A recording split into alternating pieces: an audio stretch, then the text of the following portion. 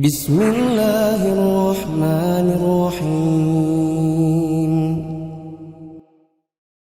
Ayo bawa harta ke surga. Dukung pembangunan sekolah Islam Mufid dengan donasi ke rekening atas nama Yayasan Muflih untuk Islam dan Dakwah. Bismillahirrahmanirrahim. Assalamualaikum warahmatullahi wabarakatuh. Innal hamdalillah nahmaduhu wa nasta'inuhu wa nastaghfiruh. Wa na'udzu bihi min shururi anfusina wa sayyiati a'malina. May yahdihillahu fala mudilla lahu wa man yudlil fala hadiya lahu. Ashhadu an la ilaha illallah wahdahu la syarika lahu wa ashhadu anna Muhammadan 'abduhu wa rasuluh. Salawatullahi wassalamu alaihi wa ala alihi wa ashabihi wa man tabi'a sunnatahu ila yaumiddin, amma ba'd. Kaifa halukum ya ikhwah? Khair, alhamdulillah. Taib. Ahibati fillah, a'azzani Allah wa iyyakum. Izin menunaikan titipan atau amanat dari Ustadzuna Muflih hafizahullah ta'ala untuk melanjutkan jadwal rutin beliau. Semoga waktu yang Allah Subhanahu wa taala berikan kepada kita saat ini Allah berkahi dan Allah berikan kepada kita ilmu yang bermanfaat, serta Allah luruskan dan perbaiki serta kokohkan akidah kita semuanya. Haibati fillah, kenapa kita tidak boleh berhenti untuk belajar akidah? Bahkan harus terus menerus mempelajari masalah akidah. Karena al-aqidah itu asal. Karena dengan benarnya akidah kita, maka akan benar pula seluruh amaliyah kita, perbuatan kita. Nah, itu karena apa? Diukur dari akidahnya. Sebagaimana Rasulullah sallallahu alaihi wasallam, "Ala wa inna fil jasadi mudghah, wa idza salahat salahal jasadu kulluh, wa idza fasadat fasadal jasadu kulluh." Ketahuilah bahwasanya di setiap tubuh ada sepotong daging. Apabila daging ini baik, maka baik pula seluruh anggota tubuh dan amalannya.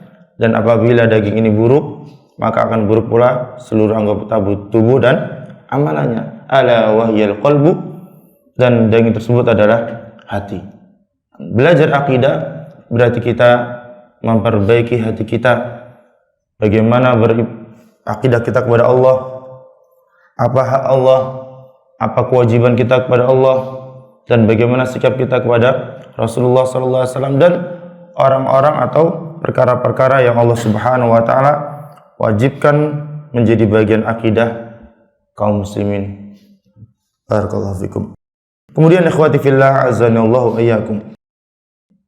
Di antara hal yang perlu kita lakukan untuk memupuk atau mengokohkan akidah kita, dan yang paling penting adalah kita sering-sering mentadabburi kalamullah, Al-Quran.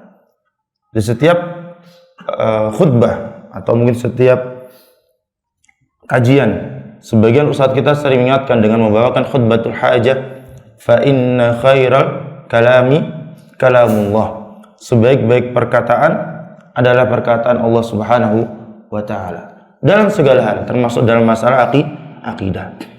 Kalau kita membaca Al-Quran rutin, terus mentadaburinya, maka iman dan akidah kita akan semakin mengokoh dan semakin kuat.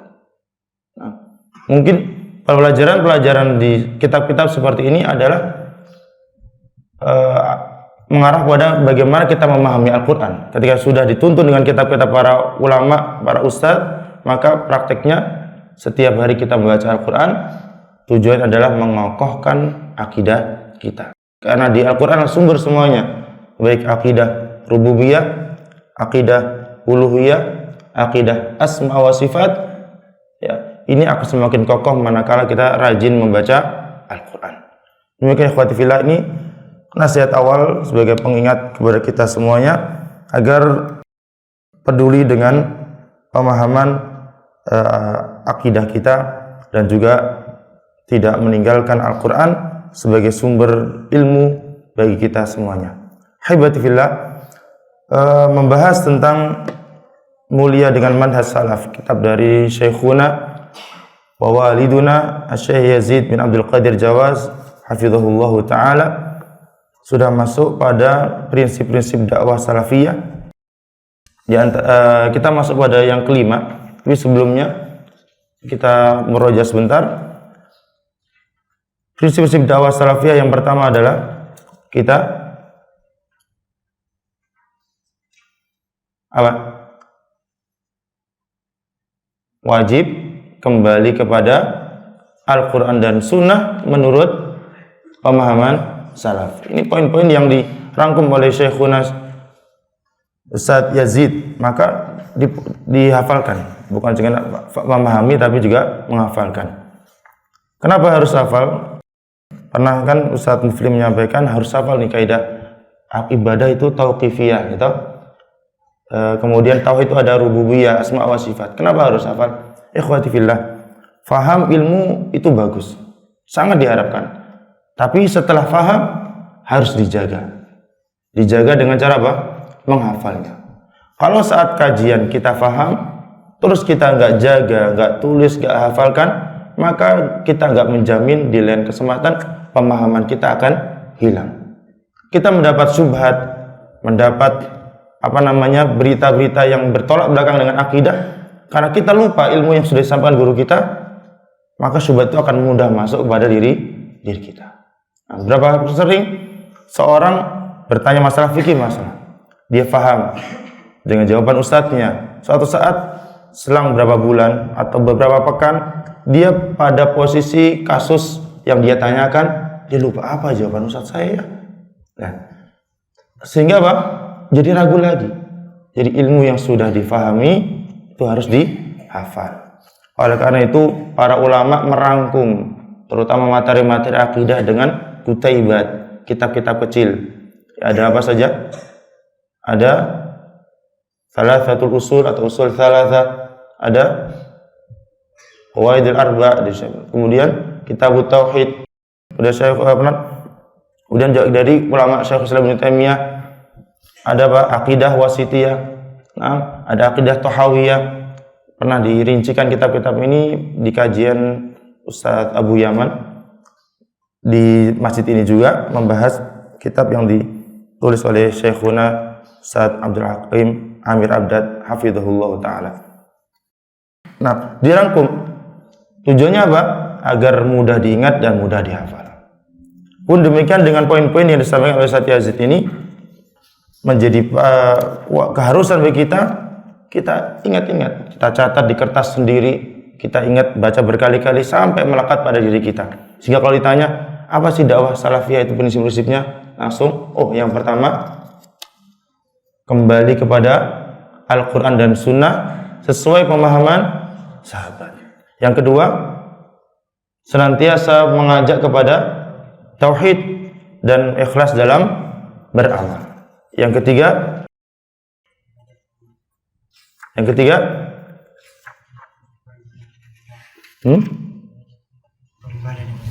mengajak umat untuk beribadah dengan benar, beribadah kepada Allah dengan cara yang benar.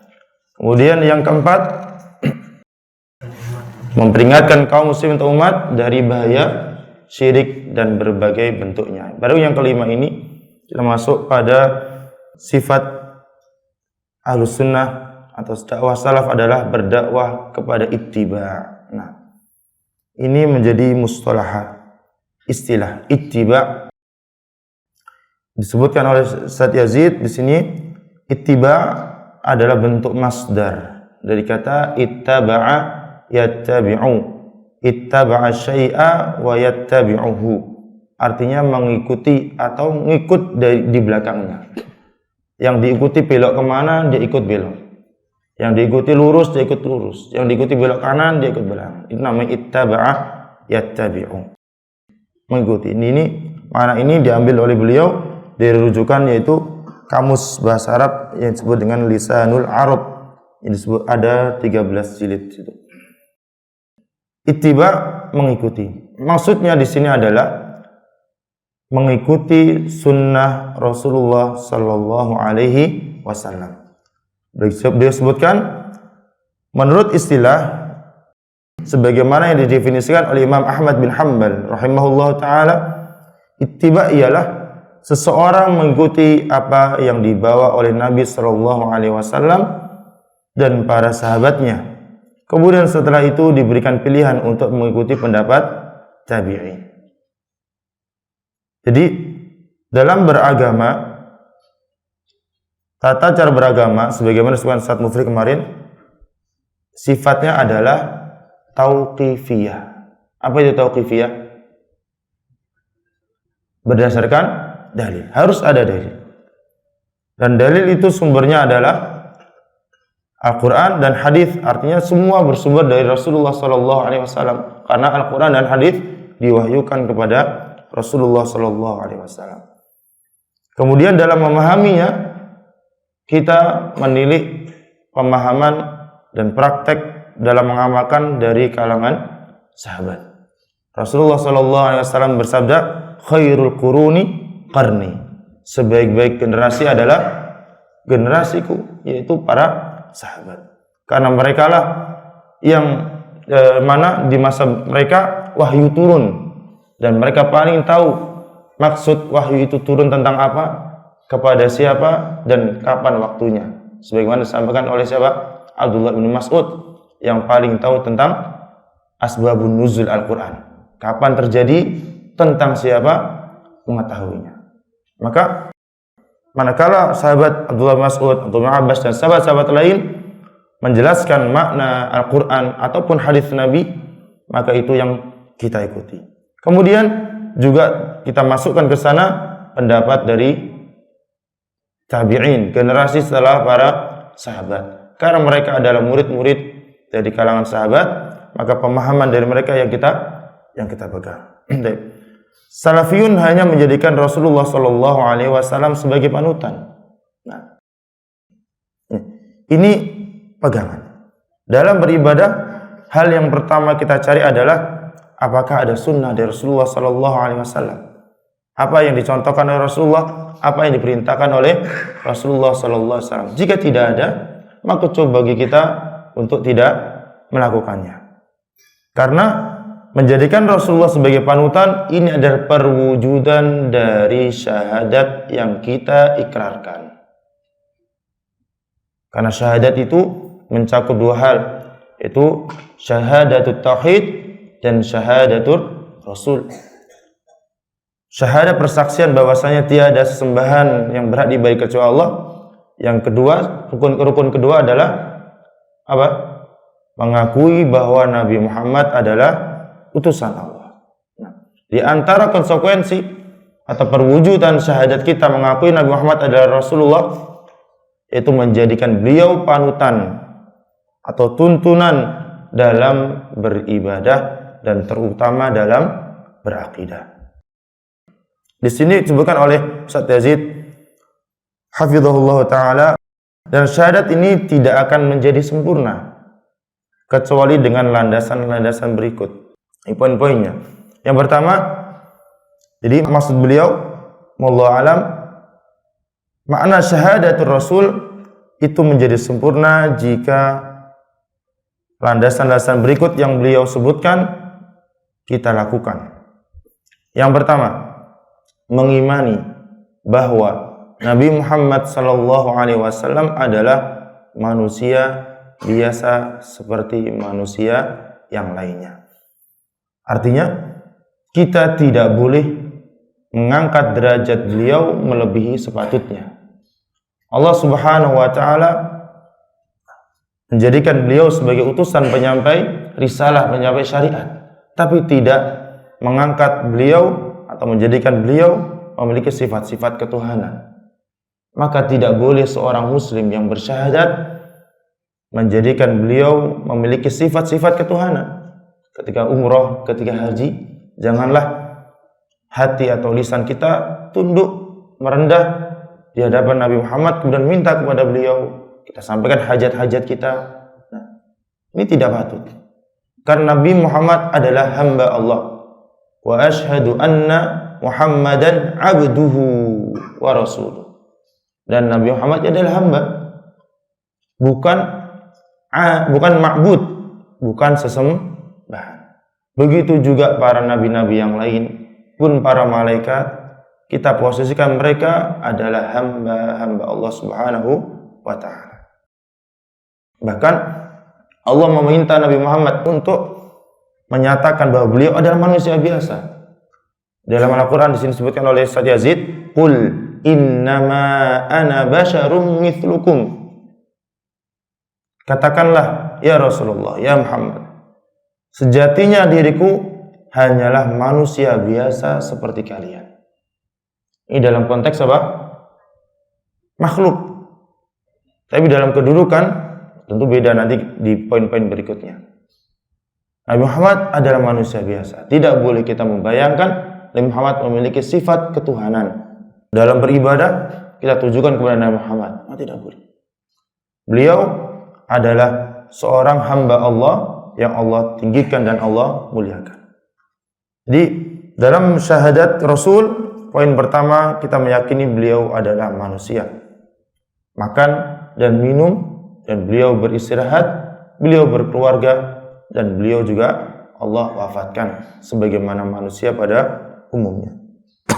Yang kedua, mengimani bahwa Nabi Muhammad SAW tidak mengetahui perkara ghaib. Tidak mengetahui perkara ghaib. Di sini poin ini disebutkan, ya bisa untuk menyangkal. Nabi Muhammad saja tidak mengetahui perkara ghaib. Bagaimana dengan orang-orang yang derajatnya jauh di bawah beliau alaihissalatu wassalam, yang belum tentu kesalehannya diterima oleh Allah. Rasulullah yang jelas amalannya diterima, bahkan Allah jaga dari kemaksiatan, dari dosa-dosa. Bahkan sebelum beliau diangkat sebagai nabi, Allah sudah menjaga Rasulullah SAW dari sisi nasabnya, di mana di zaman jahiliyah sebagian wanita-wanita Arab mereka biasa berbuat zina, sedangkan Rasulullah sisi nasab dari wanita-wanita atau keturunan yang baik. Dan keseharian beliau, jikalau teman-temannya mendatangi pesta-pesta, Allah Subhanahu wa ta'ala jaga beliau dan tidak mendatangi pesta-pesta tersebut. Bahkan ketika beliau ikut andil dalam mendirikan Ka'bah setelah hancur diterjang banjir, paman beliau memerintahkan beliau untuk mengangkat batu dengan memakai sarungnya atau pakaian bawahnya. Ketika diangkat sampai terbuka auratnya, langsung pingsan. Sampai hal seperti ini Allah Subhanahu wa ta'ala jaga Rasulullah sallallahu alaihi wasallam. Nah, dengan seperti itu tetap Rasulullah sallallahu alaihi wasallam adalah manusia biasa yang tidak mengetahui perkara ghaib. Yang beliau sampaikan tentang perkara ghaib adalah murni wahyu dari Allah Subhanahu wa ta'ala. Maka ketika ada orang yang mengaku mengetahui perkara ghaib, maka dia telah berdusta atas nama Allah Subhanahu wa ta'ala. Ikhwati fillah, perkara ghaib itu apa? Ghaib itu yang tidak tampak oleh mata kepala kita. Dia ada beberapa hal yang disebut dengan ghaib. Kejadiannya terjadi saat kita berada, tapi kita tidak melihat, itu ghaib. Di luaran sana ada kecelakaan mungkin, kita fokus di sini, kita tahu atau tidak? Tidak menyaksikan, berarti ghaib. Kemudian kejadian di masa lampau, di masa-masa sebelum kita lahir, ini juga ghaib bagi kita. Kemudian kejadian yang akan datang juga ghaib bagi kita. Yang dimaksud di sini adalah poin ketiga tadi, ghaib untuk perkara yang belum terjadi. Tidak ada yang mengetahui kecuali Allah. La ya'lamul ghaiba illallah. Tidak ada yang mengetahui perkara ghaib kecuali Allah. Tapi kalau kejadian sekarang kita nggak tahu, di sana ada, kemudian ada yang ngomong ada kejadian sana. Bisa jadi dia dapat informasi dari media sosial, atau mungkin dia punya korin yang sering bisikin dia, bangsa jin, Nah, dia tahu perkara ghaibnya saat ini tidak masuk pada hal seperti ini. Nah, sebagaimana sahabat Umar radhiyallahu anhu ketika pernah memerintahkan memberikan arahan, beliau di mana? Di Kufah atau di Madinah ya Allah? Di Madinah sana. Yang memberikan arahan ketika perang Qadisiyah, jaraknya jauh, beliau berarah dari arah jauh, dan beliau Allah berikan pengetahuan Allah alam dari mana untuk memberikan arahan pada pasukan. Jaraknya jauh. Ini perkara ghaib yang sedang terjadi. Tidak semuanya masuk pada larangan. Tergantung sumbernya dari mana. Tapi kalau perkara ghaib yang belum terjadi, seperti hari kiamat, tentang kematian, rizki, keselamatan, mara bahaya, maka apapun dia alasan dari wasilah dari manapun, entah baca tangan, baca kartu, atau feeling, atau mimpi dan sebagainya, maka tidak bisa dibenarkan. Dan Rasulullah Shallallahu Alaihi Wasallam tidak mengetahui hal tersebut. Kalau Rasulullah mengetahui, berarti itu wahyu. Seperti awal-awal wahyu turun kepada Rasulullah, sebagaimana disebutkan oleh Khadijah radhiyallahu anha, awwalu ma budiya bil wahyu ar-ru'yatus salihah. Wahyu pertama kali yang turun kepada Rasulullah adalah berupa mimpi, yang mana beliau bermimpi di malam harinya, maka besok paginya terjadi. Ini adalah wahyu, dan bukan berarti beliau mengetahui perkara ghaib. Ada khabarun minallahi subhanahu wa ta'ala. Di sini Ustaz Yazid memberikan dalil, itu surah Al-A'raf ayat 188. Qala Allah Ta'ala, "Qul la amliku li nafsi naf'a wa la dhurra." Katakanlah ya Muhammad, aku tidak bisa menguasai untuk diriku apakah bisa melakukan kebaikan terus dan menolak keburukan yang akan menimpa diriku, illa masya Allah, kecuali atas kehendak Allah. Wa kuntu a'lamul ghaib, kalau seandainya aku mengetahui perkara ghaib, lastakthartu minal khair, niscaya aku akan memperbanyak kebaikan, wa ma massani yasu, dan tidak akan mendapatkan bahaya. Kalau Rasulullah mengetahui perkara ghaib, niscaya pada perang Uhud tidak akan terjadi kekalahan. Tidak akan terjadi kekalahan. Kalau Rasulullah mengetahui perkara ghaib, niscaya tidak akan terjadi fitnah besar atau hadithul ifki, di mana orang-orang munafik menuduh ibunda kaum mukminin Aisyah dengan tuduhan keji. Nah, ini.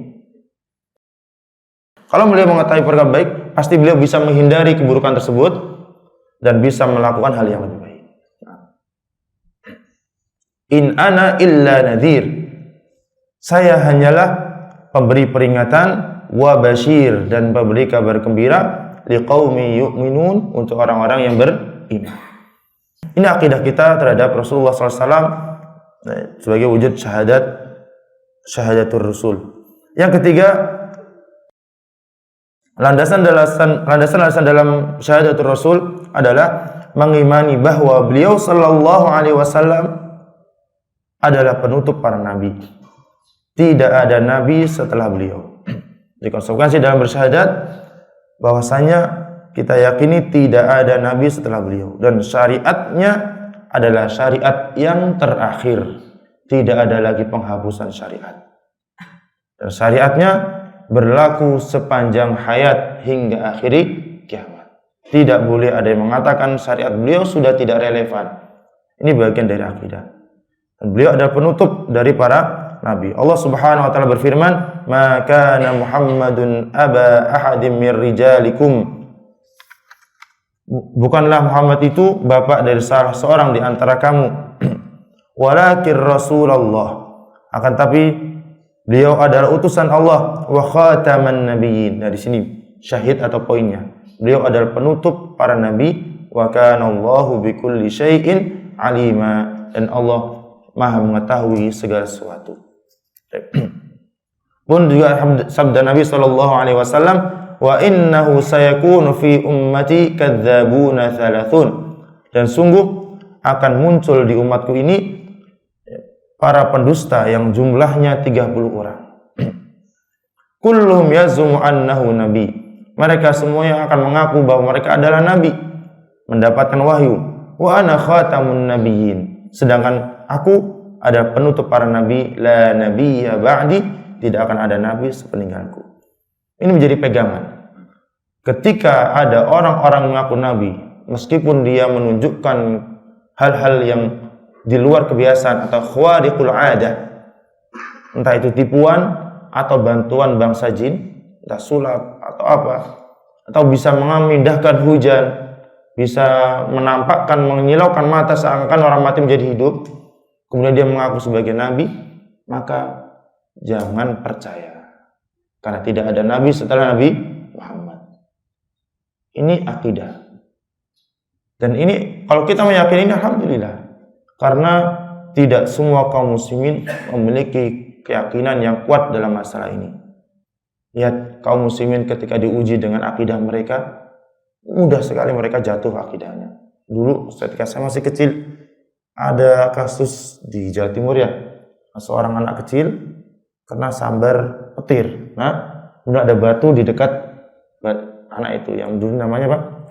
Ponari. Nah, ponari. Kemudian dengan itu dia lihat ribuan orang datang. Akidahnya mudah tergadaikan dengan perkara seperti ini. Ini kenapa? Tadi akidah belum kokoh. Nah, karena itu dakwah paling penting sebelum dakwah-dakwah yang lain adalah dakwah akidah. Meluruskan akidah. Kemudian juga munculnya nabi-nabi palsu atau yang bisa menggandakan uang dan sebagainya. Baik.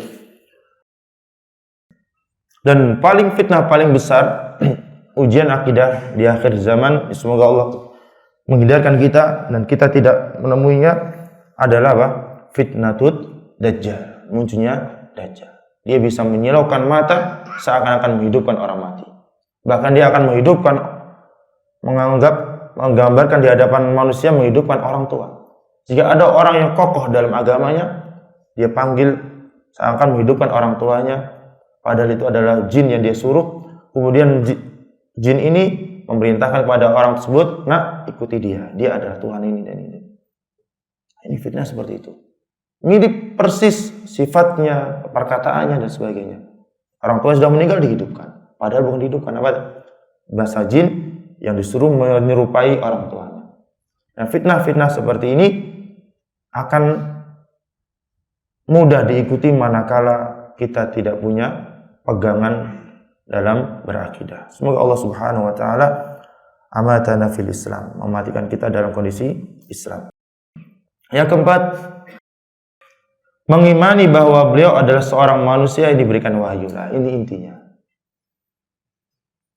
Dari syahadatul Rasul, yaitu meyakini bahwanya Rasulullah SAW adalah manusia yang membawa syariat dari Allah Subhanahu wa ta'ala, yang beliau sampaikan, yang beliau ajarkan, yang beliau contohkan sejatinya adalah perintah dan syariat dari Allah Subhanahu wa ta'ala.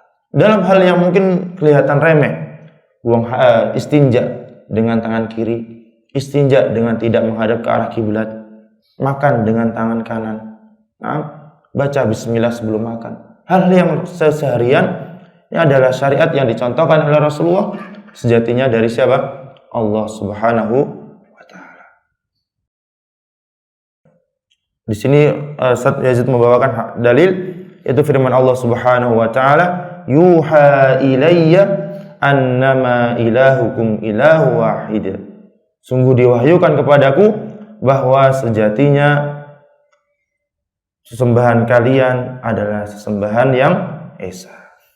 Kemudian Ustaz Yazid menjabarkan kembali makna dari Rasulullah adalah seorang manusia yang mendapat wahyu adalah sebagai berikut.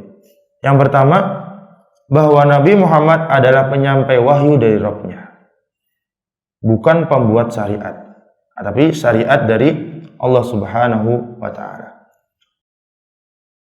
Allah Subhanahu wa ta'ala berfirman, inil hukmu illa lillah. Hukum itu adalah milik Allah Subhanahu wa taala. Allah Subhanahu wa taala berfirman juga di sini disebutkan, "Qul atii'ullaha wa atii'ur rasul." Katakanlah taatilah Allah dan taati Rasul. Al-Imam Ibnu Katsir menafsirkan kalimat ini, ittabi'u kitaballah wa sunnata rasulih.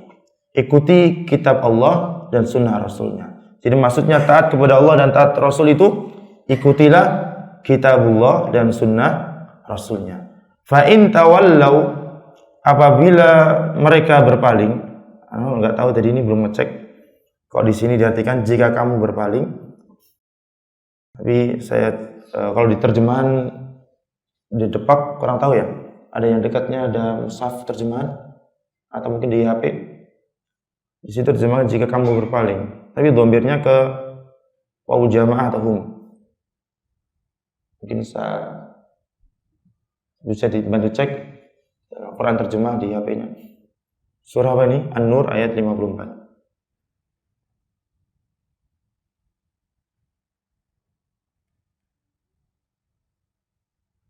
Fa in tawallaw fa innama 'alaihim ma hummila wa 'alaikum ma hummiltum. Ada? Ketemu? Boleh dibacakan? Fa in tawallaw.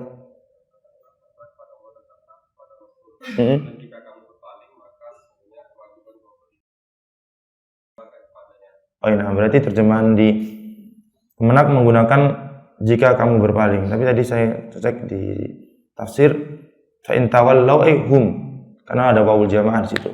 Apabila mereka, maksudnya orang-orang kafir, berpaling, fa inna ma 'alaihi ma hummila, maka sesungguhnya kewajiban bagi beliau yaitu Nabi Muhammad Rasul ma hummila, apa yang diamanahkan kepada beliau yaitu iblaghur risalah wa da'ul amanah, menyampaikan syariat dari Rasulullah. Ini poin atau syahid dari pendalilan. Ya. Syahid dari pendalilan. Alaihi ma hummila. Tugas Rasul itu menyampaikan wahyu.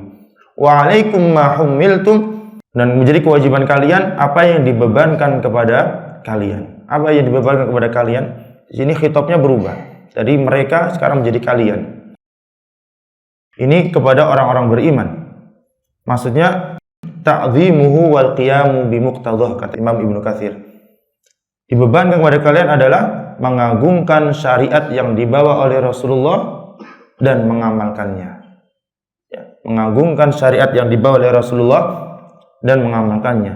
Wa in tuti'uhu, jika kalian mentaati syariat tersebut, tahtadu, maka kalian berada dalam petunjuk atau jalan yang lurus. Imam Ibnu Katsir mengatakan, wa dzalika li'annahu yahdi ila siratal mustaqim.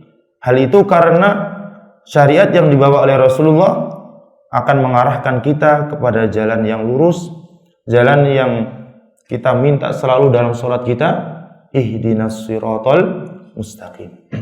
Wa ma 'alar rasuli illal balagh, dan tidaklah kewajiban atau tanggungan bagi Rasul illal balaghul mubin, kecuali hanya menyampaikan dan menjelaskan syariat dari Allah Subhanahu wa taala. Ini kalimat terakhir juga menjadi syahid dari poin yang disampaikan Ustaz Yazid, bahwasanya Nabi Muhammad penyampai wahyu. Wa ma 'alar rasuli illal balaghul mubin, dan juga sebelumnya fa inna ma 'alaihi ma hummila. Dua kalimat itu menjadi syahid atau dalil atau poin dalil dari pendalilan Ustaz Yazid. Nah, wa ma'alar rasulil balaghul mubin juga mungkin ayat yang serupa, fadzakir innama anta mudzakir lasta 'alaihim bimusaitir. Ingatkanlah, sesungguhnya engkau adalah pemberi peringatan, engkau tidak bisa memaksa mereka untuk berada dalam keimanan. Poin kedua, yang mana makna meyakini bahwasanya Rasulullah adalah manusia yang diberi wahyu, yaitu bahwa Nabi Muhammad SAW datang dengan membawa dua wahyu. Nabi Muhammad SAW diberi oleh Allah Subhanahu wa taala dengan dua wahyu. Yang pertama kitabullah, yang kedua adalah sunnah beliau sallallahu alaihi wasallam. Nah, Al-Quran jelas kalamullah. Yang kedua sunnah. Ya, hadis itu adalah wahyu dari Allah Subhanahu wa taala. Saya teringat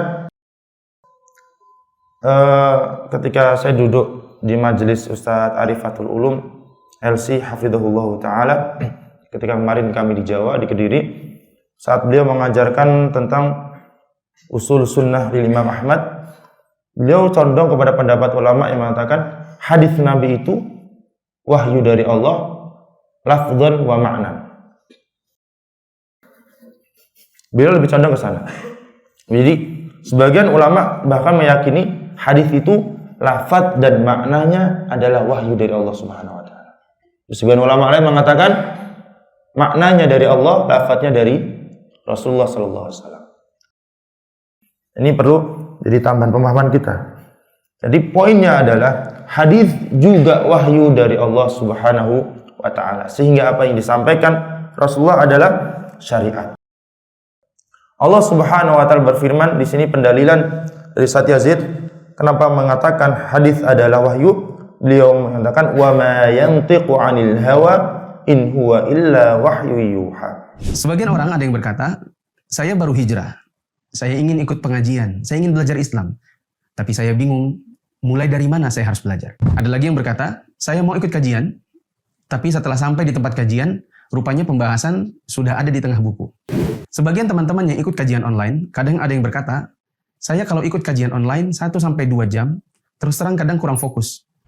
Itulah kenapa Mufid Islamic Academy atau MIA hadir di tengah-tengah kaum muslimin untuk menawarkan metodologi pembelajaran melalui kitab-kitab para ulama secara terstruktur dan berjenjang. Di Mufid Islamic Academy, kita belajar Islam dari dasar. Belajarnya secara runut dan sistematis. Kurikulum disusun sesuai dengan kebutuhan, khususnya bagi orang-orang yang baru hijrah atau yang baru ingin belajar Islam.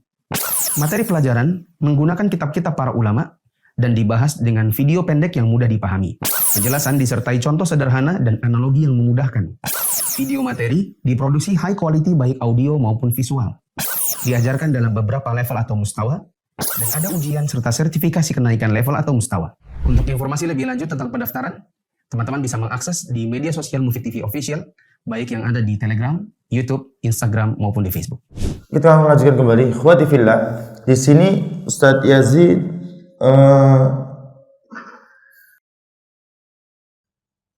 membawakan dalil bahwasanya hadis Nabi itu juga wahyu dari Allah Subhanahu wa taala. Ada 4 dalil. Yang pertama surah An-Najm, wa ma yantiqu 'anil hawa.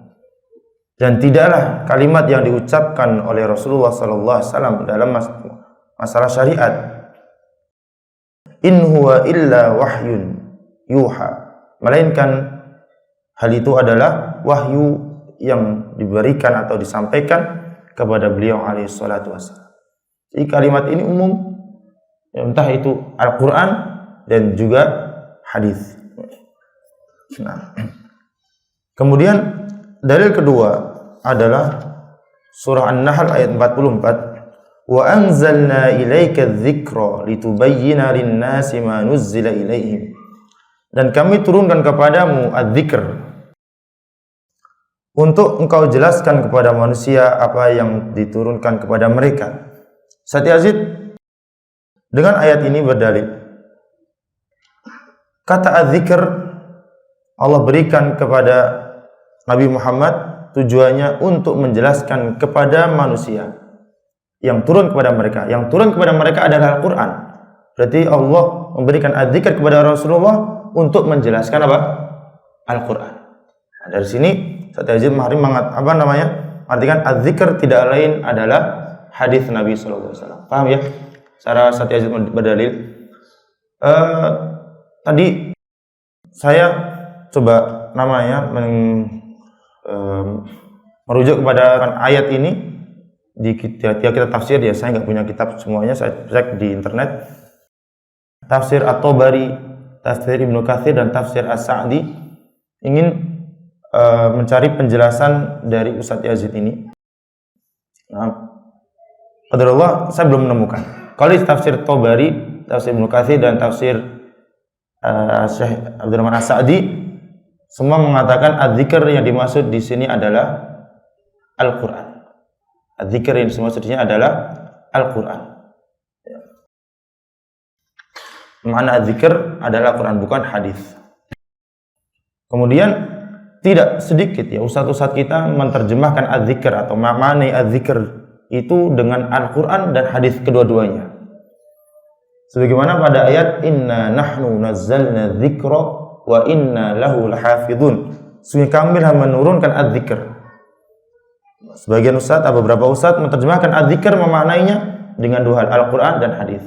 Dan sependek ingatan saya dulu pas masih kuliah ada daurah kayaknya yang pertama kehadiran Syekhuna Syekh Ali Hasan Al-Halabi rahimahullah taala bersama Syekh Masyhur Hasan di Jakarta Utara, yaitu Islamic Center Jakarta Utara. Beliau juga menyampaikan inna nahnu nazzalna dzikra, dan kami turunkan kepada engkau adzikir, yaitu Al-Quran dan hadis. Barangkali nanti ada yang di antara antum yang mendapatkan sumber dari mana penafsiran adzikir ini dengan hadis pada ayat ini, maka boleh infokan ke saya. Paling secara umum pendapat bahwasanya hadis adalah wahyu Allah adalah pendapat yang benar. Kita berdalil dengan dalil pertama, dengan dalil dan juga dalil ketiga, yaitu sabda Rasulullah, ala inni utitul kitaba wa mithlahu ma'ahu. Ketahuilah sesungguhnya aku diberikan Alkitab, yaitu Al-Quran dari Allah Subhanahu wa taala, dan yang serupa dengannya. Apa yang serupa dengannya adalah sunnah. Ini sudah cukup. Dua dalil ini menunjukkan bahwa hadis adalah wahyu dari Allah Subhanahu wa taala, dan juga hadis dalil yang keempat itu. Kemudian di halaman berikutnya Ustaz Yazid mengatakan apabila keadaan as-sunnah demikian sedemikian rupa bahwa sunnah itu adalah wahyu dan syariat, maka ia mencakup segala macam hukum syar'i taklifi, yaitu wajib, sunnah, haram, makruh, dan mubah. Apa maksud beliau? Sunnah itu mencakup wajib, mencakup sunnah, mencakup haram, mencakup makruh, dan mencakup mubah. Maksud beliau adalah mengingatkan kepada umat, kata kaum muslimin, ketika mendengar kata sunnah jangan diremehkan. Sunnah saja kok, nggak wajib. Ya, ini pemahaman yang salah. Nah, maksud beliau ketika sunnah itu berarti datang dari Rasulullah SAW, hukumnya beda-beda, naam, tapi semua bersumber dari Rasulullah yang secara tidak langsung sumbernya dari Allah Subhanahu wa taala, yaitu wahyu dari Allah Subhanahu wa taala. Maka tidak boleh meremehkan. Saya sedikit kutip sebutkan di sini definisi as-sunnah. Kata as-sunnah berbeda definisi menurut ulama-ulama. Ada ulama ahli hadis, ada ulama fikih, ada ulama usul, ada ulama akidah. Ya. Ulama-ulama ini mendefinisikan sunnah berbeda-beda. Artinya kalau kita nyebut sunnah, kalau kita masukkan menurut ahli hadis, maka maknanya ini, akidah ini. Apa saja? Yang pertama, as-sunnatu 'indal muhadditsin. Sunnah menurut ahli hadis adalah manusiba ila Rasulillah sallallahu alaihi wasallam. Semua yang disandarkan kepada Rasulullah, yang bersumber dari Rasulullah, min qaulin, baik perkataan, au fi'lin, atau perbuatan, au takririn, atau ketetapan, au sifatin khalqiyah, sifat fisik beliau, au khuluqiyah, dan akhlak beliau. Mencakup berapa hal? 5. Jadi menurut ahlul hadis, sunnah itu mencakup semua bersumber dari Rasulullah 5 hal. Perkataan, perbuatan, ketetapan, sifat fisik, dan sifat akhlak. Nah, bahkan di Aman Daruqutni menyebutkan baik sebelum beliau diangkat sebagai nabi atau setelah diangkat sebagai nabi, semua yang bersumber dari beliau disebut sunnah. Nah, ini yang sering dipakai. Ini sunnah Rasulullah nih, sunnah Rasulullah. Maksudnya adalah perbuatan atau perkataan semua dari Rasulullah Sallallahu Alaihi Wasallam. Tersenyumnya Rasulullah, bagaimana beliau marah, bagaimana beliau menyikapi ini, menyikapi itu. Nah, itu ada sunnah. Sedangkan yang dipakai khalayak umum, definisi sunnah, oh ini sunnah, ini wajib, atau disebut hukum taklifi. Hukum taklifi ada 5, wajib, sunnah, haram, makruh, dan mubah. Ini definisi ahli fikih. Jadi menurut ahli fikih, sunnah yaitu ma yuthabu fa'iluhu wa la yu'aqabu tarikuhu. Ma yuthabu fa'iluhu imtithalan, yaitu orang yang melaksanakannya sesuai dengan tuntunan Nabi, maka dia mendapatkan pahala dan tidak mendapatkan dosa apabila tidak melakukannya. Ini menurut apa? Ahli fikih. Jadi lawan kata sunnah adalah makruh menurut ahli fikih. Jadi kita ketika menyebut sunnah, ke arahnya definisi kemana dulu? Kemudian usul fikih, ahli usul, yaitu para ulama yang meneliti nas-nas Al-Quran dan hadis, kemudian menyimpulkan kaidah-kaidah yang dari sana nanti dijadikan pegangan. Seperti kalau guru-guru kita menyampaikan, kamu ingat saya Safri pernah menyampaikan ya, asal dari perintah adalah hukum, dari perintah adalah wajib. Kalau kita dengar perintah dari Allah, Allah memerintahkan aqimus shalah. Rasulullah mengatakan kul biyaminik, makan dengan tangan kanan. Perintah dari Allah dan Rasulnya maknanya wajib. Kok ini siapa yang menyimpulkan seperti ini? Ulama ahli usul yang meneliti kemudian menyimpulkan, sehingga dari usul-usul tersebut kita mudah dalam memahami hukum-hukum syariat Islam, memahami wahyu Allah dan memahami sunnah nabinya. Nah, kembali lagi, sunnah menurut ahli usul adalah manusiba ila Rasulillah sallallahu alaihi wasallam. Itu semua yang disandarkan kepada Rasulullah. Hampir mirip dengan ahli hadis, cuma bedanya pada 3 hal saja, yaitu qaulin wa fi'lin wa taqrir. Perkataan, perbuatan, dan ketetapan. Karena ketiga hal ini kaitannya tentang hukum. Kaitannya tentang hukum. Adapun sifat Rasulullah, sifat fisiknya, nah akhlaknya, ini tidak masuk dalam ranah bab hukum dan tidak diteliti oleh usuliyun. Adapun ketiga ini, perintah perkataan Rasulullah, perbuatan dan ketetapannya masuk pada ranah hukum. Baik, kita lanjutkan, kita selesaikan dikit ya. Kemudian menurut ulama al-aqidah, sedangkan menurut ulama akidah, kata sunnah adalah syariat Islam, baik Al-Quran maupun hadis sunnah. Lawan katanya adalah bid'ah. Lawan katanya adalah bid'ah. Ini sholat 5 waktu sunnah, walaupun dasarnya dari Al-Quran. Nah, maksudnya adalah syariat Islam. Jadi sunnah menurut ahli akidah adalah syariat Islam itu sendiri. Hanya beda istilah. Nah ini ketika kita mendengar sunnah, kita harus arahkan kemana, apa yang dimaksud, menurut siapa dan sebagainya. Itu ya. Baik. Kemudian kita lanjutkan kembali. Rincian bahwasannya Rasulullah adalah manusia yang menerima wahyu. Yang ketiga adalah Rasulullah Shallallahu Alaihi Wasallam merupakan jalan satu-satunya untuk mewujudkan tauhid kepada Allah Subhanahu Wa Taala dan memperoleh keridhaannya. Artinya tauhid kita tidak akan lurus jika tidak mengikuti Rasulullah Shallallahu Alaihi Wasallam. Contoh, orang-orang yang mempelajari ilmu kalam, ilmu mantik, kemudian mereka tersesat sehingga mereka berpikir dengan akal mereka tidak menerima sifat Allah, tidak menerima asma Allah, sehingga mereka menyebutkan Al-Quran adalah makhluk. Mereka juga mengatakan Allah tidak dapat dilihat atau mustahil dapat melihat Allah Subhanahu wa Ta'ala. Sedangkan dalam hadis Nabi disebutkan bahwasanya nanti di surga Allah akan menampakkan wajahnya kepada penduduk surga. Kamal badru, seperti apa? Bulan purnama. Maksudnya bulan purnama itu apa? Terang benderang tinggi dan semua orang bisa melihat wajah Allah Subhanahu wa Ta'ala dan tidak ada kenikmatan yang melebihi nikmat melihat wajah Allah. Dan orang-orang Jahmiyah dan Mu'tazilah menolak hal ini. Dalam berakidah mereka tidak mengikuti Rasulullah sallallahu alaihi wasallam. Dan ini perlu kita hati-hati. Nah, Syekhul Islam Ibnu Taimiyah menyebutkan usulul bid'ah. punjer-punjer bid'ah itu ada empat golongan. Khawarij, kemudian Murji'ah, kemudian Rawafidhah, kemudian apa? Qadariyah. Rafidhah dan Qadariyah. Nah ini keempatnya ini dalam berakidah tidak mengikuti Rasulullah sallallahu alaihi wasallam. Maka agar akidah kita lurus, ikutilah Rasulullah sallallahu alaihi wasallam. Baik.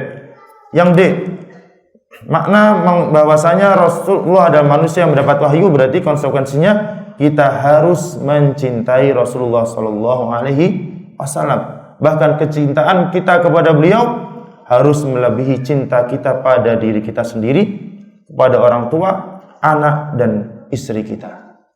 Pada seluruh manusia. Melebihi cinta kita kepada seluruh manusia. La yu'minu ahadukum, tidak sempurna iman kalian hingga aku menjadi orang yang paling kalian cintai, melebihi cinta kalian kepada orang tua kalian, anak kalian dan seluruh manusia. Sudahkah kita seperti itu? Maka ini menjadi kewajiban bagi kita untuk menyempurnakan keimanan dengan mencintai Rasulullah sallallahu alaihi wasallam. Yang terakhir, pembahasan kita adalah makna bahwasanya Rasulullah adalah manusia yang mendapat wahyu, berarti bentuk kesempurnaan ketaatan kepada Nabi Muhammad ialah kita beribadah kepada Allah dengan tata cara atau syariat yang beliau ajarkan. Tidak mengikuti hawa nafsu, tidak mengikuti hal-hal bid'ah. Karena setiap bid'ah adalah sesat meskipun manusia menganggapnya baik.